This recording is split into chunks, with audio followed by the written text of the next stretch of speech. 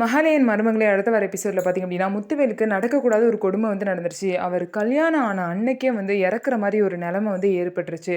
அவங்க பார்த்திங்க அப்படின்னா முத்துவேலும் துளசியும் கல்யாணம் முடிஞ்சு கோவிலுக்குலாம் போயிட்டு துளசி வீட்டுக்கு போயிருப்பாங்க. துளசி வீட்டுக்கு போன 2 பேரும் பார்த்திங்க அப்படின்னா அங்கே வயல்வெளிலாம் சுற்றி பார்க்க போயிருப்பாங்க. அங்கே பார்த்திங்க அப்படின்னா துளசியோட சின்ன வயசு ஃபோட்டோவை பார்த்திங்கன்னா முத்துவேல் வந்து பார்த்துருவாங்க. அந்த ஃபோட்டோவில் இருக்க துளசியை பார்த்தோன்னே முத்துவேலுக்கு ரொம்பவே ஷாக் ஆயிரும். சின்ன தம்பி யாரை அம்மு அம்முன்னு சொல்லிட்டு இருக்காங்களோ, யாரை வந்து அந்த அம்மு வந்து சின்ன தம்பி கூட யார் வந்து சேர்த்து வைக்கணும்னு நினச்சாங்களோ அவங்களோட ஒய்ஃப் தான், முத்துவேலோட ஒய்ஃப் துளசி தான் அந்த அம்மு அப்படிங்கிற விஷயம் பார்த்தீங்கன்னா முத்துவேலுக்கு தெரிஞ்சிருச்சு. அதை பார்த்தோன்னே அந்த விஷயம் தெரிஞ்சோடனே ரொம்பவே ஷாக் ஆயிடுறாங்க. அந்த ஷாக்கில் பக்கத்தில் இருந்த ஒரு கம்பியை வந்து பிடிக்கிறாங்க.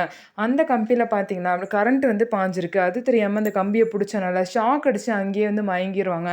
ஸோ அப்போ பார்த்தீங்கன்னா துளசி வந்து முத்துவேல் வந்து தேடிட்டு வருவாங்க.